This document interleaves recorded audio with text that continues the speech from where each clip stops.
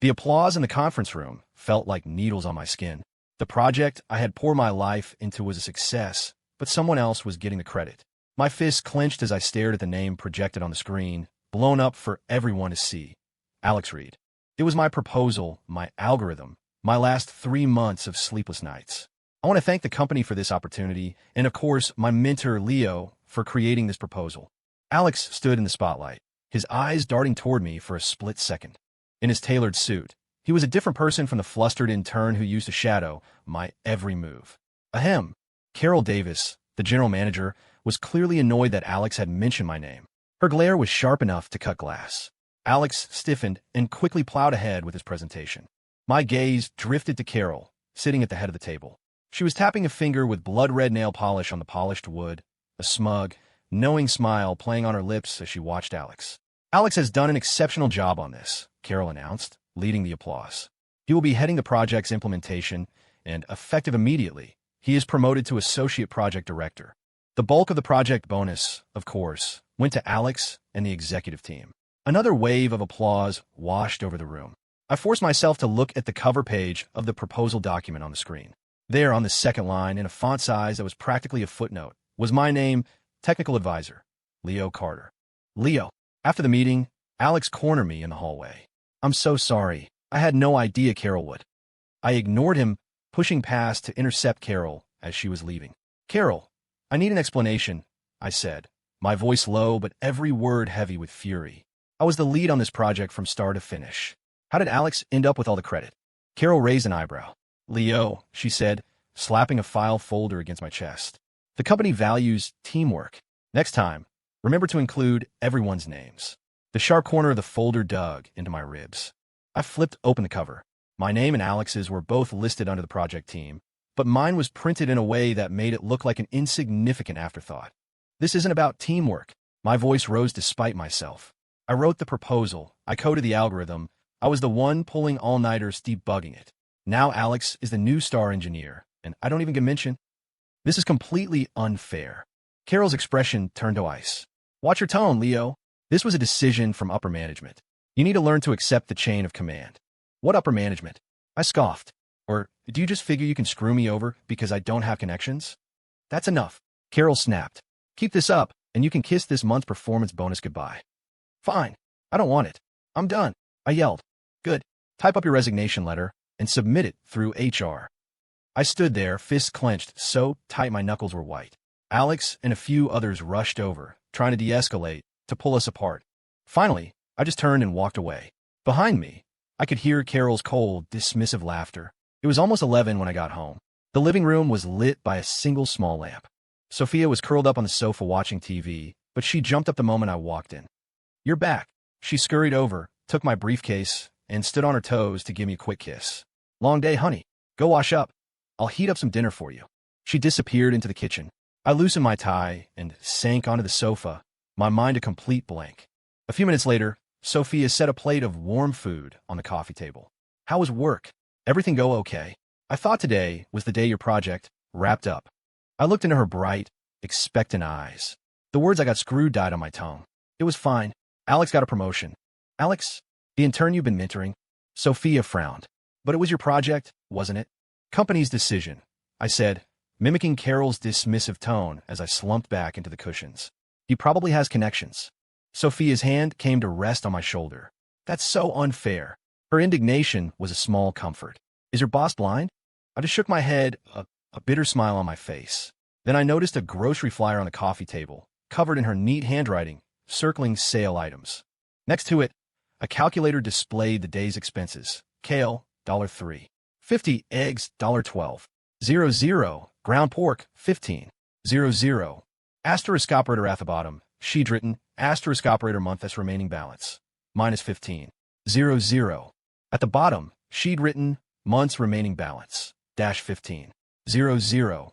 Asterisk operator at the bottom, she'd written, asterisk operator month as remaining balance, minus 237.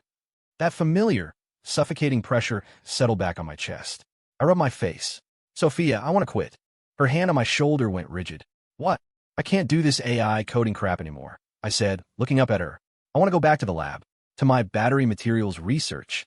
That's what I studied. what I'm passionate about. Sophia slowly sat down next to me. After a moment of hesitation, she said, but her voice was soft.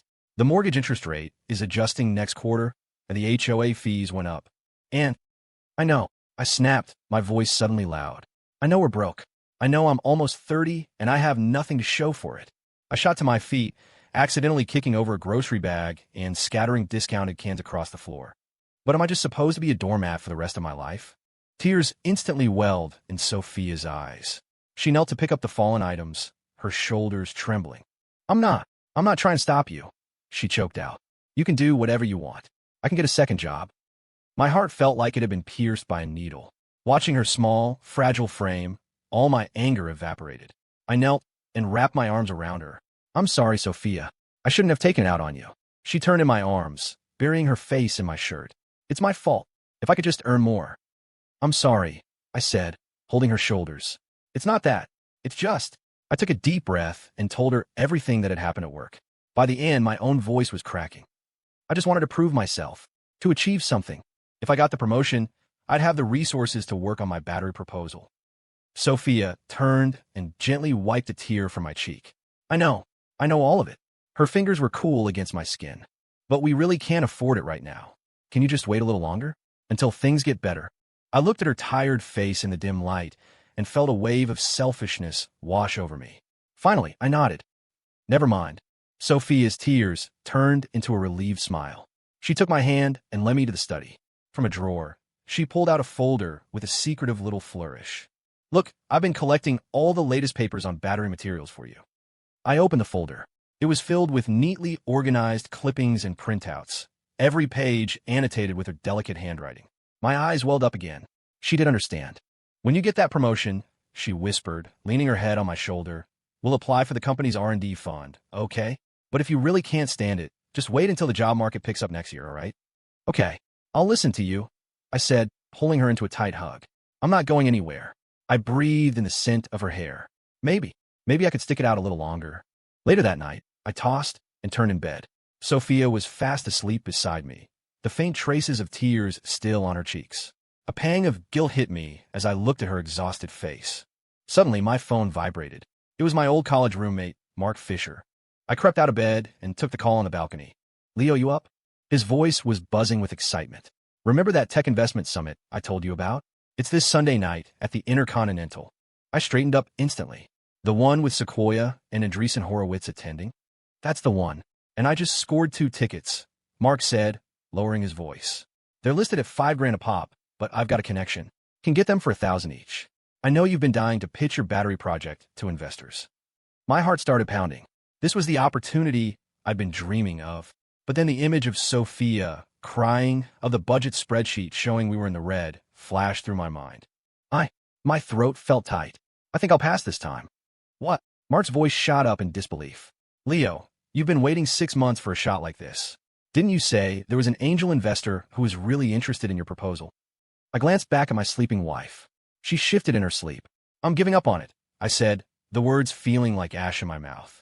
And things are a little tight at home right now. I don't want to put more pressure on her. Saying it out loud felt like admitting defeat, like my entire spirit had been drained away. There was silence on the other end for a few seconds. Leo, Mark said, his tone suddenly serious. You've changed. Where's the guy who'd go 3 days without sleep for an experiment back in college? I didn't answer. The moonlight shone on the nightstand, illuminating the folder of research Sophia had collected for me, each page marked with a sticky note. Look, just think about it, Mark sighed. I'll hold on to the tickets for you. If you change your mind, call me soon. These things are in high demand. After hanging up, I leaned against the balcony railing. The night wind messed up my hair and cooled the heat in my eyes. In the distance, the city skyscrapers were still lit up, and I couldn't help but wonder if, in one of those bright windows, an investor was reading a proposal, just like mine. On Saturday morning, Sophia told me she was going to her friend's house for the day and would be back in the evening. That afternoon, while I was organizing some files in my study, my phone rang. It was Rachel Green, a freelance designer I'd worked with before. Leo, the client absolutely loves the first draft, she said, her voice full of excitement. They're ready to pay the final installment today. Can you bring the complete proposal over to the Emerald Club now? I glanced at the calendar. Our 3-year anniversary was next week. The payment from this side hustle was just enough to buy the necklace Sophia had been wanting. Sure, I said. I'll be there in half an hour. The Emerald Club was an exclusive, high-end venue on the outskirts of the city. As I walked through the ornate front doors carrying the document folder, a waiter was pushing a champagne cart toward the second floor.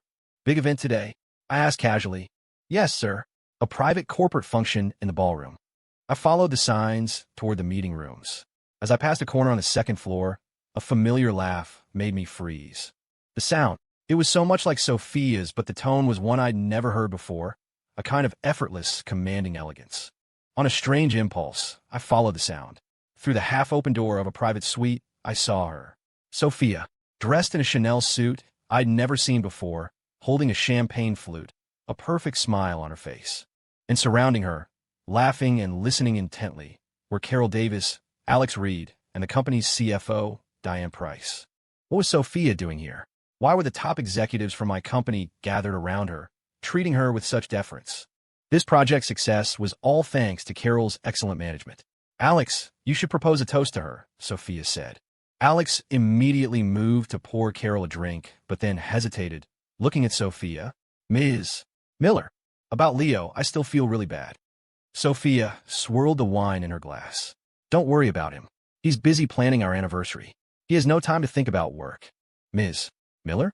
Alex's formal address sent a shock through me. My fingers tightened on the folder, the paper crinkling softly. Sophia, honestly, I'm starting to feel uneasy about this, Carol said, setting her glass down, her voice uncharacteristically serious. You're the owner of the company, and you know as well as I do what Leo is capable of. What you're doing to him isn't just unfair. I'm afraid you're going to break him. I'm helping him grow. It's for his own good, Sophia replied, a faint smile playing on her lips. He's too idealistic. He needs a dose of reality. As they say, what doesn't kill you makes you stronger. But this is too much. You found a way to save another $100,000 from his bonus this month. Sophia, do you really want me to play the role of the evil manager? Everyone in the company knows he was the biggest contributor to this project, except for him. Diane, the CFO, chimed in. My breath caught in my throat. The folder nearly slipped from my grasp. Sophia was the president of my company? The revelation hit me like a lightning bolt. Or the last 4 years of scrimping and saving, of living paycheck to paycheck. And why was the company's legal registration under Carol's name? Leo is such a good guy. Alex's voice was filled with guilt. He stayed up all night last week helping me revise the proposal, and he even gave me credit for his most innovative ideas. Now you've given me credit for his entire project. Ms. Miller, I can't keep up this act. Alex, don't forget we're childhood friends. You're supposed to be on my side, Sophia said, her tone hardening. I know, but Alex paused. You haven't seen how much weight he's lost in the last 6 months. He came into the office with a fever last week just to finish the code on time. Sophia, listen to me, Carol said, placing a hand on her arm. A man like him is hard to find. He's brilliant, and he's completely devoted to you. You need to cherish a good man. Don't lose him. She's right, Sophia. Don't let this blow up in your face. You'll regret it when it's too late. I think you should tell him the truth soon, Diane added. I know. Sophia set her glass down with a sharp click. That's exactly why I'm scared. If he finds out who I am, I'm worried. You all know.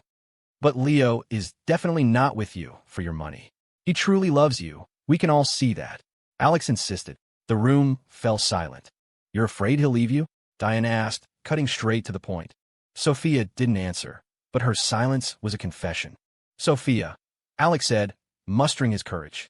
Leo tells me all the time that the proudest moment of his life was marrying a resourceful and supportive wife like you. Enough. Sophia stood up abruptly. This conversation is over. None of you are to breathe a word of this. Her gaze swept over everyone in the room. I have my own plans. Just then, my phone started vibrating in my pocket. I fumbled to silence it. Who's out there?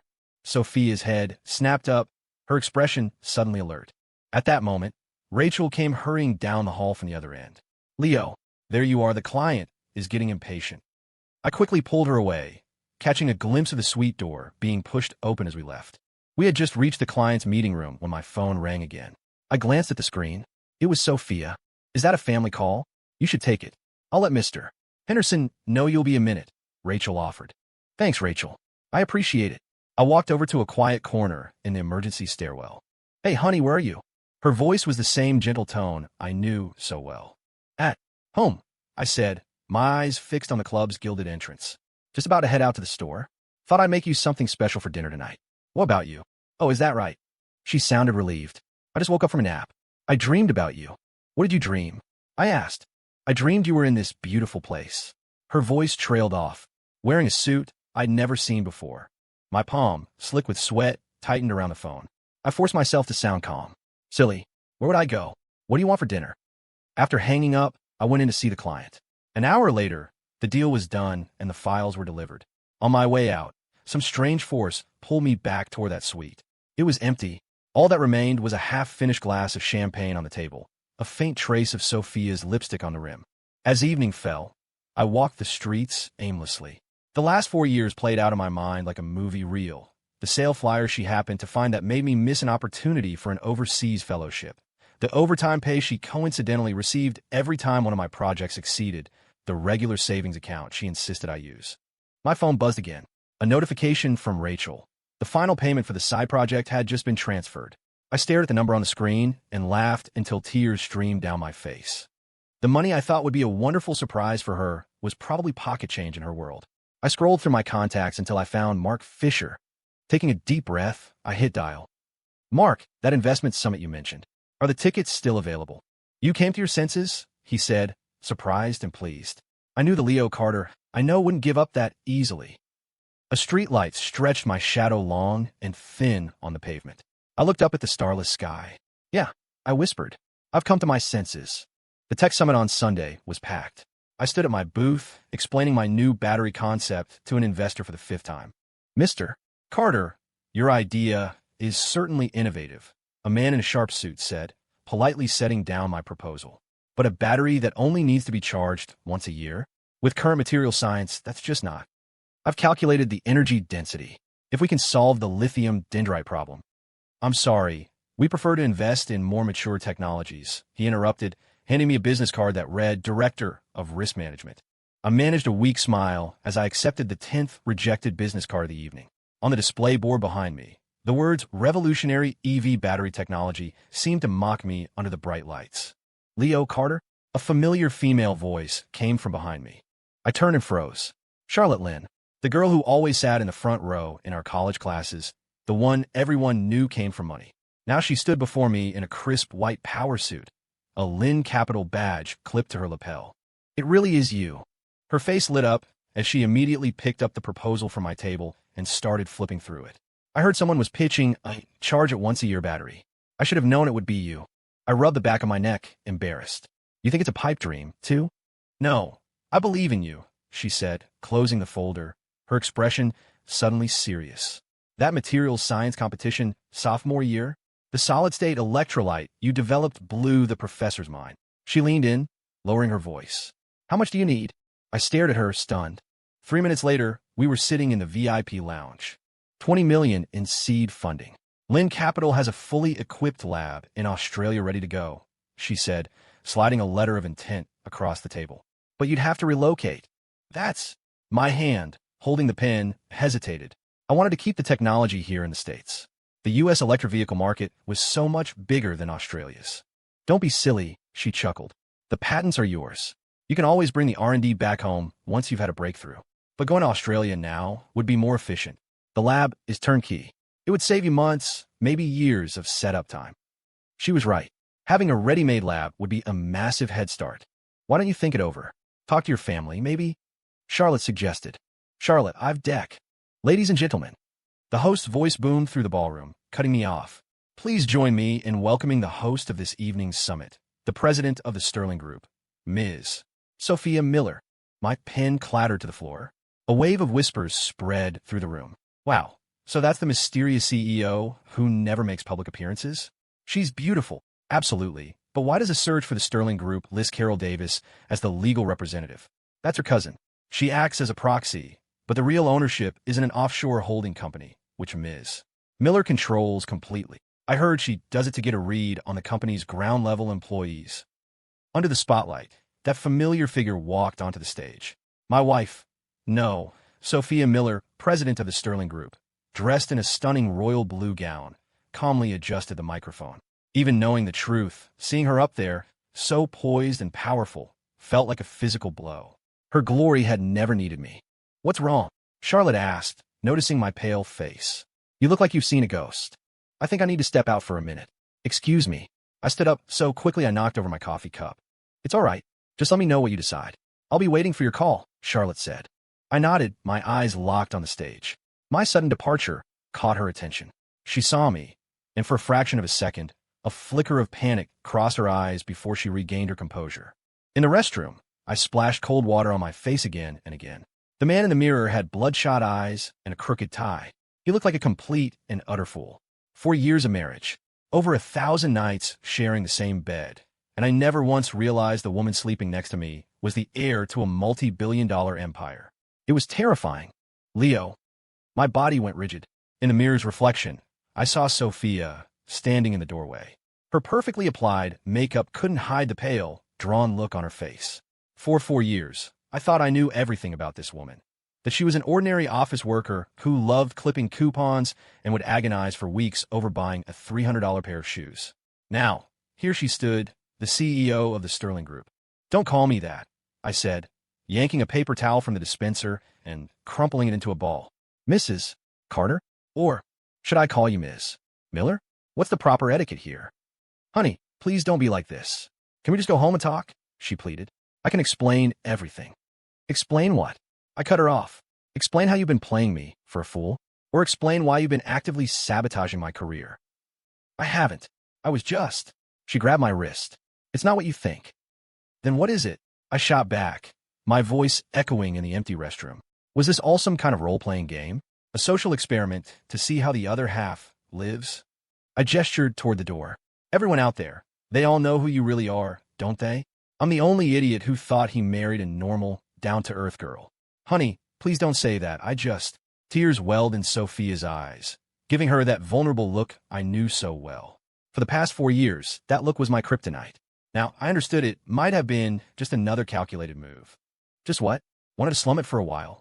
I loosened my tie, feeling like I couldn't breathe. What was the point of all my hard work? My failures, my struggles? Was it all just a joke to you? "I never laughed at you," she cried, her voice rising. "I hid who I was because I was afraid of losing you." The restroom fell silent. I looked at her, this woman I had shared my life with for 4 years, and felt like I was looking at a complete stranger. "You know," I said, my voice dangerously low, "the sickest part isn't that you lied to me.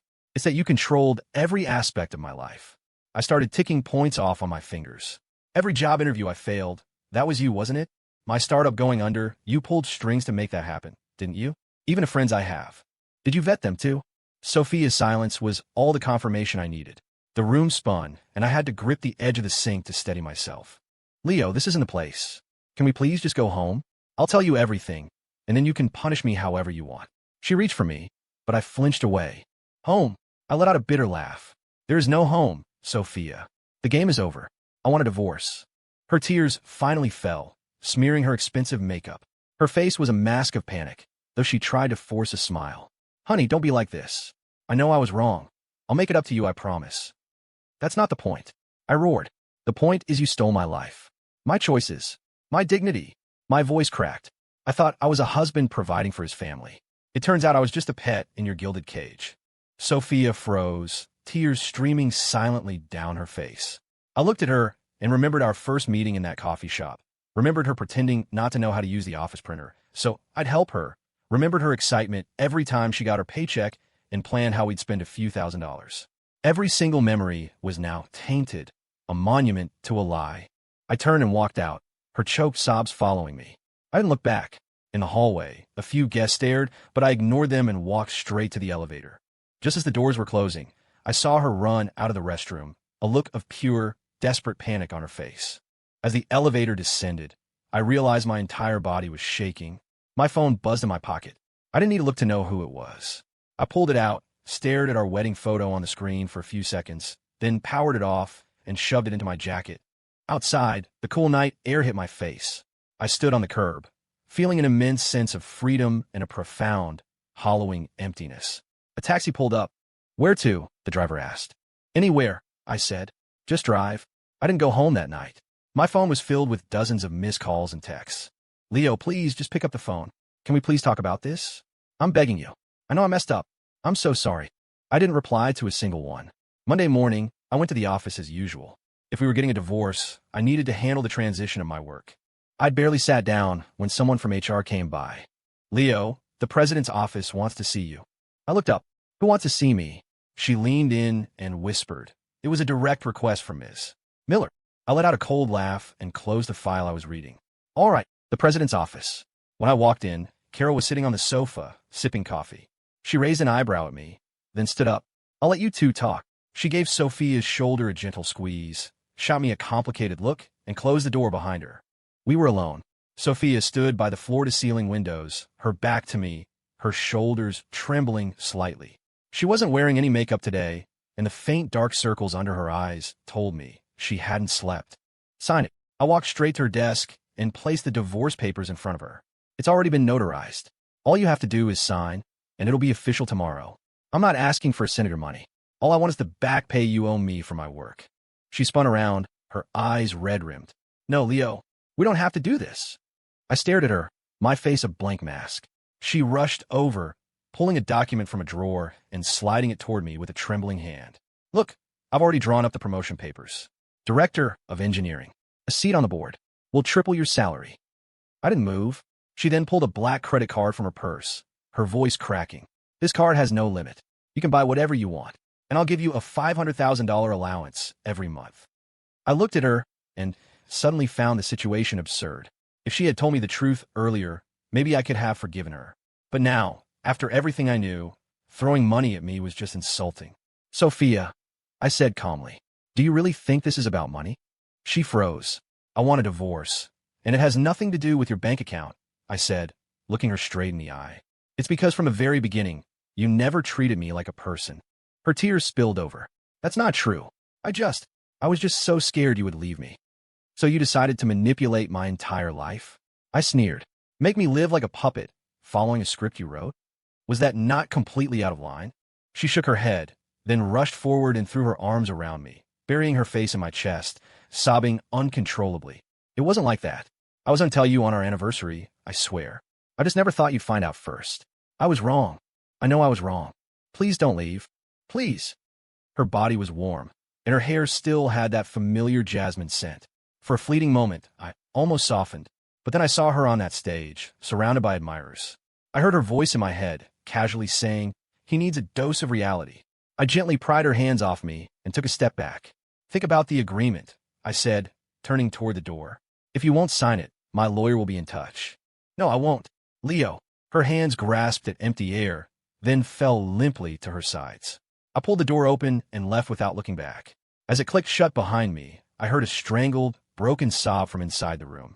In the president's office, Carol walked in to find Sophia standing exactly where I had left her, her knuckles white as she gripped the edge of the desk.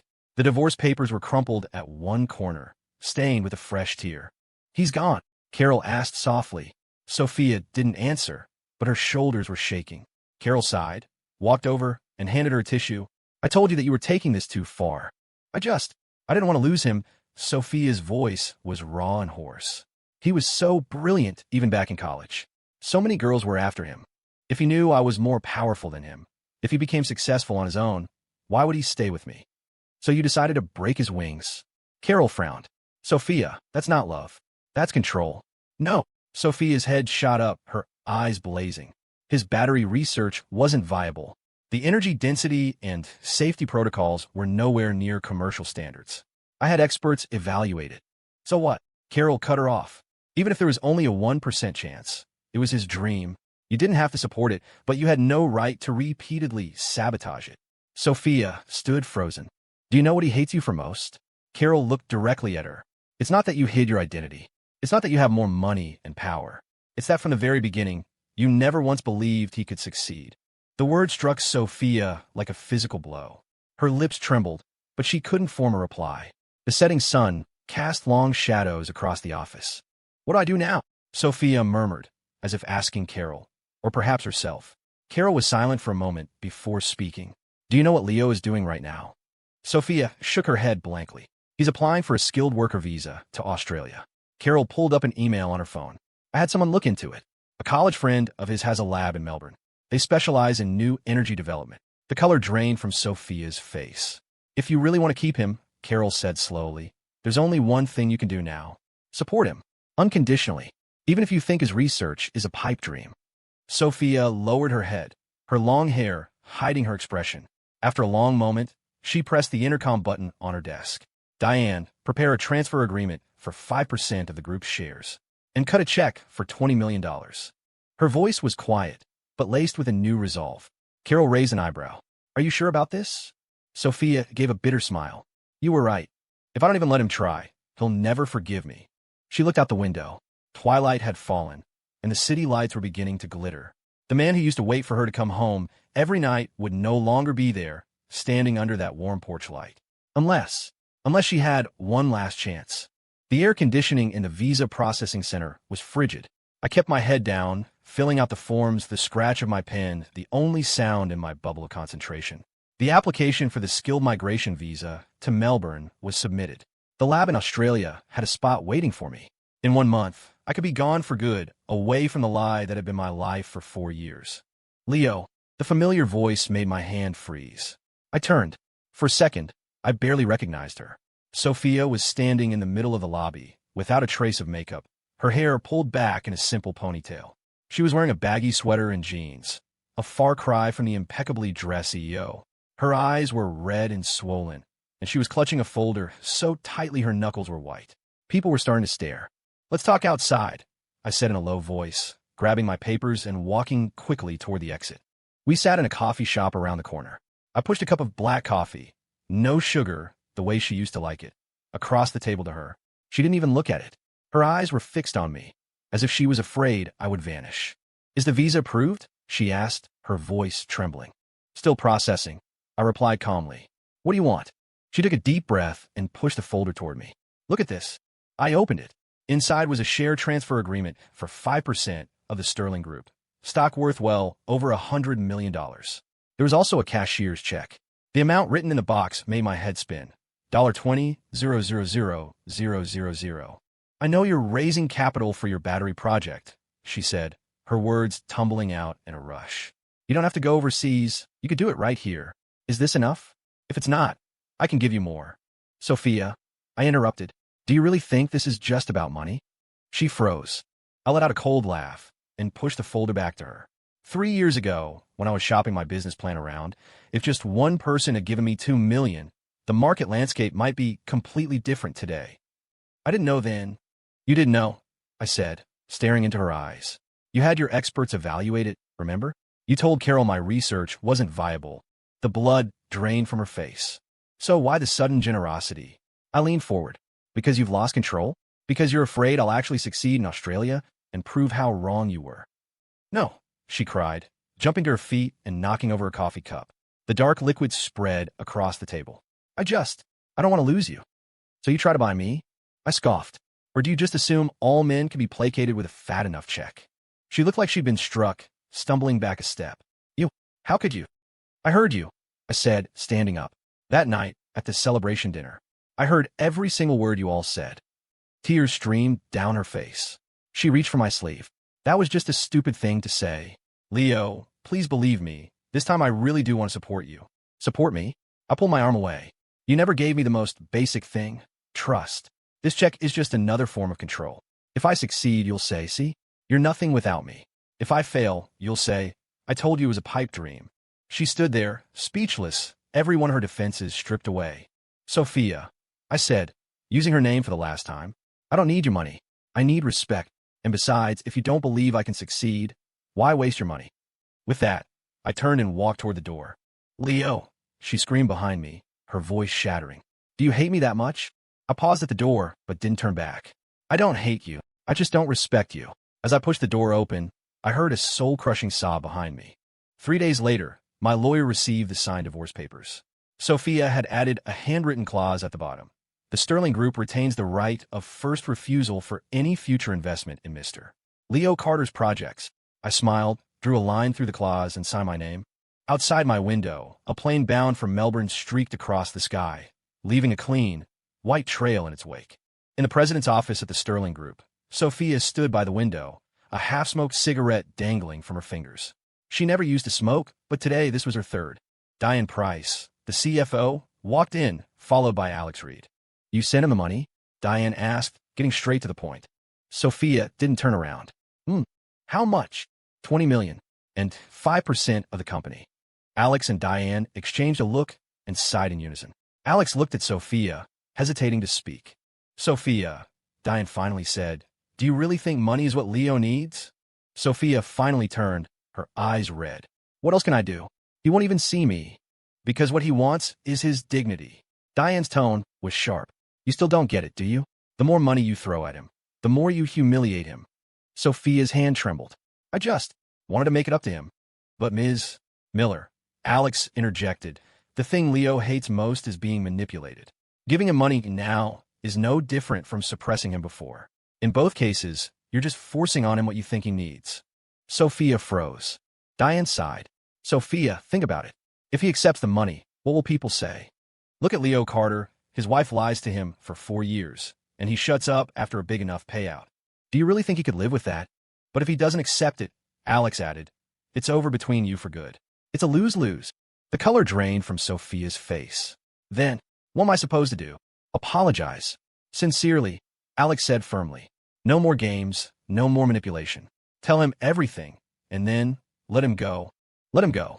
Sophia's voice shook. Yes, let him make his own choice, Diane said, looking her in the eye. If he really loves you, he'll come back. If not, you can't force him to stay. A woman has to learn to yield to conquer. Sophia's cigarette fell from her fingers, scattering embers on the plush carpet. The day I moved out, I found an envelope tucked away in the back of a desk drawer. It was a simple craft paper envelope, unaddressed, with only the words for Leo written on it. I opened it. Inside was a wedding ring, the one I had given her, inscribed with SC and LC, and a letter. The handwriting was shaky, as if it had been written through tears. Leo, I was wrong. Not just for hiding who I was, or for trying to control you, but for never truly believing in you. You were right. That check wasn't support. It was charity, because deep down, I always thought your dream was unrealistic. But what is reality? It's the cage I built with my lies, the trap I set with my so-called good intentions. I'm not asking for your forgiveness. I only hope that one day, you will build the future you always wanted. I hope you succeed. Always yours, Sophia. I held the letter for a long time, unmoving. Outside, the moving truck had just finished loading the last box. The airport announcer called for final boarding. I picked up my carry-on, ready to head through security when I saw her in the crowd. Sophia was wearing a simple white blouse and jeans, no makeup, her hair tied back. She was clutching a file folder. She stood a short distance away, her expression a mixture of vulnerability and determination, as if it had taken all her courage just to be here. Leo, she walked toward me, her voice barely a whisper. This is for you. I took the folder. Inside was the signed divorce decree and a copy of my passport. Taped to the passport was a sticky note with a long string of numbers. What's this? My Swiss bank account number, she said, looking down. It has all the salary and bonuses you were cheated out of over the years. And the profits from investments I made in your name. I just stared at her. It's not compensation, she added quickly. It's returning what was always yours. The final boarding call echoed through the terminal. Forget me, Sophia. Take care of yourself. It was all I could say. I turned and walked toward the security line. Leo, if you ever change your mind, if you can ever forgive me, just call. No matter where you are, I'll come to you. I paused for a second, then gave a small wave over my shoulder without looking back. She didn't try to stop me. She just stood there, silent tears streaming down her face. As the plane took off, I deleted every photo of Sophia from my phone. I kept only one, a picture from our college graduation of me and my team holding the trophy from startup competition.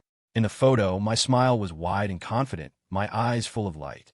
Through the window, the city I had lived in for 30 years shrank below, eventually disappearing into the clouds. I put on my mask and fell into a deep, dreamless sleep. For the first time in a long time, I felt free. 2 years later, the crystal chandeliers of the ballroom cast a dazzling light on the champagne flutes below. Amidst the clinking glasses and murmured conversations, I stood by the floor-to-ceiling window, looking down on the city that had once been my prison. It had been 2 years. 2 years since I'd left with nothing but a one-way ticket and a heart full of rage. Now, I was back as the president of Asia Pacific for Nextech Energy, a multinational corporation. I held the patents to the world's most advanced solid-state battery technology, and I was backed by Wall Street's most formidable M&A team. Mr. Carter, a pleasure. A man with an obsequious smile approached, glass in hand. I hear you're planning to move the core of your supply chain back to the U.S. I offered a polite smile and touched my glass to his. The country needs new energy solutions. I'm just doing my part. As he spoke, my phone vibrated. A text from Charlotte. Ran into some old faces. Be right back. A small smile touched my lips. As I was about to reply, I felt a pair of eyes on me.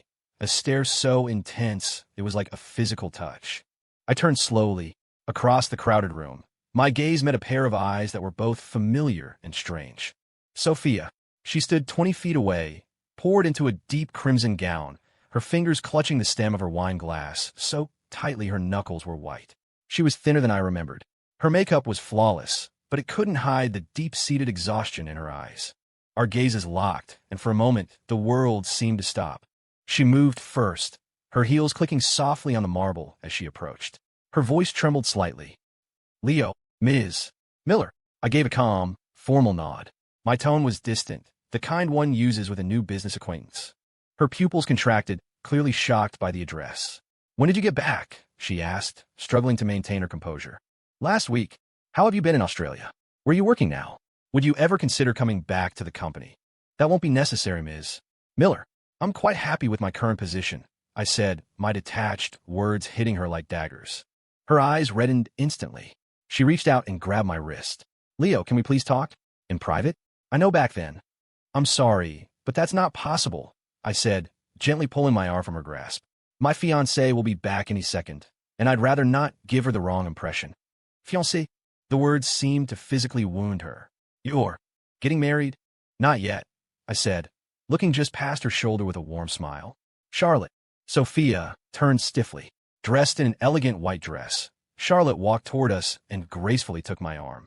As vice president of Lynn Capital, she was now the CFO of Nextech, poised, brilliant, and with a look of mutual respect in her eyes that I'd never seen in Sophia's. Hello, Ms. Miller, Charlotte said with a pleasant smile.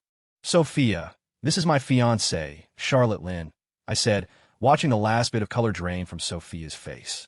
Charlotte, seemingly oblivious, extended her hand. It's a pleasure to finally meet you. We're currently vetting potential partners for our U.S. operations, and the Sterling Group is on our shortlist. That sentence shattered Sophia's carefully constructed composure. Her shoulders slumped, and her voice was a broken whisper. You're looking for a partner? You didn't know? Nextech is establishing its North American headquarters here in Seattle, and Leo will be running the show. Nextech is president. Her face contorted in shock. The company that developed the solid-state battery. Yes, I assume that's why you're here, Ms. Miller, Charlotte asked, feigning innocence. Sophia's lips trembled, her manicured nails digging into her palm. So, you actually did it. My team did, yes, I said, swirling the wine in my glass. My name is on the patents. How is this possible? She whispered to herself, then looked at me. I'm sorry. I had no idea this would actually. Was this project your responsibility? Not entirely. I corrected her calmly. Charlotte is leading the partnership negotiations. I have to fly to Singapore in a few days, so I won't be involved in the day-to-day. Sophia's head snapped up. You don't even want to see me? Ms. Miller, I said, meeting her gaze. Business is business. The wine glass slipped from her fingers, shattering on the expensive carpet. Guests turned to look, but she didn't notice. She just stared at me, as if trying to burn my image in her memory. Your project. It really worked? She murmured, still trying to process the reality. Congratulations, she finally managed, forcing a pained smile. I'm sorry. I simply raised my glass. If you'll excuse us. As I turned to leave, I heard a choked sob behind me.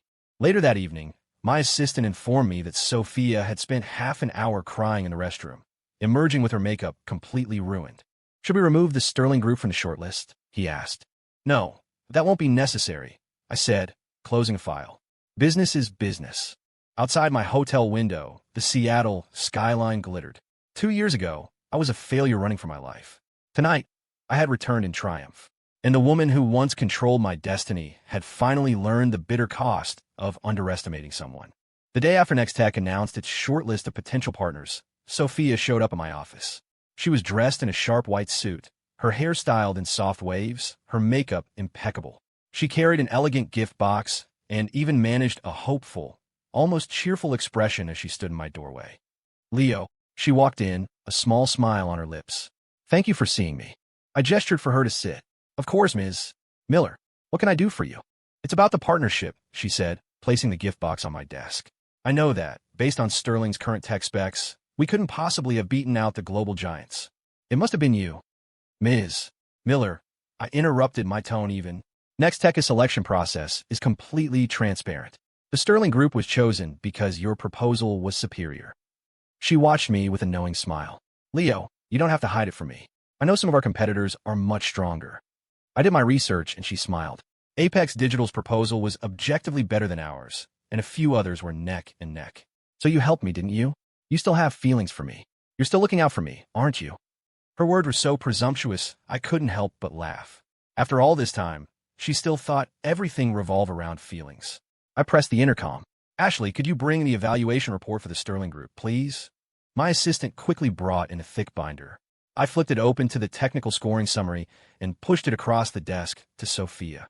Your proposed solutions for energy density and safety scored 30% higher than any other bidders. That is the reason you won.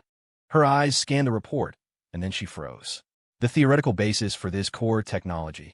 Her fingertips trembled as she traced a line of text. Is this from my paper? Yes, I said, closing the binder. The one from 2023. The concept you dismissed as a pipe dream. The color drained from her face. A heavy silence filled the office. Sophia sat there, looking as if all the life had been sucked out of her. It was a long time before she could speak. So, it was all just a coincidence. Not a coincidence, I said, standing and walking to the window. It's the cycle of business. The very thing you rejected years ago has now become the key to your biggest contract. She squeezed her eyes shut, a tear rolling down her cheek. Leo, her voice was broken. I'm so sorry. I've spent every day of the last 2 years regretting that I didn't believe in you, that I didn't support you. I can't believe your idea actually worked. Ms. Miller, I said, looking at her directly, I've moved on from the past. You should too. We're business partners now. Nothing more. I really know I was wrong, she said, her eyes red. I'm so sorry, it's all my fault. If I had just believed in you back then, you would have succeeded so much sooner. If I'd known, I would have supported you from the very beginning. Then we'd still be together.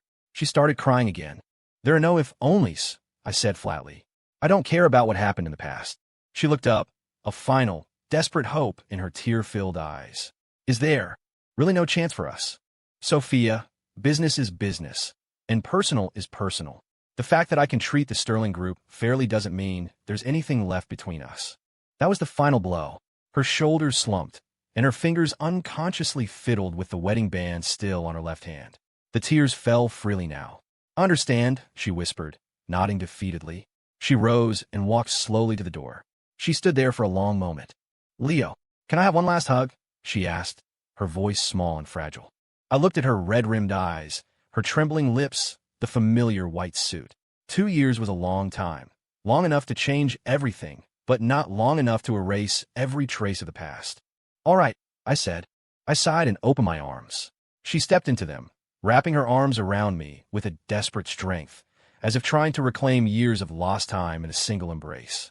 I smelled the faint scent of jasmine in her hair, the same shampoo I'd picked out for her all those years ago. Her hot tears soaked the collar of my suit. I could feel her heart hammering against my chest. I'm sorry, she whispered into my ear, her voice a shattered wreck. I'm so sorry. I should have believed in you. Honey, I'm so sorry. So sorry. So sorry. Her cries were filled with regret and grief. Forget the past, I said, my hands hesitating before resting lightly on her shoulders. You need to start a new life, too. I don't want to. She held on tighter, her sobs growing louder, like a heartbroken child. For a split second, time rewound to when we first met. I even felt a flicker of regret. Had I been too cruel to her? But the thought vanished as quickly as it came. Some wounds couldn't be healed by fond memories. I stood there, motionless, letting her pour all her pain and regret into that embrace. Finally, her crying subsided. I patted her back. Look forward. Take care of yourself.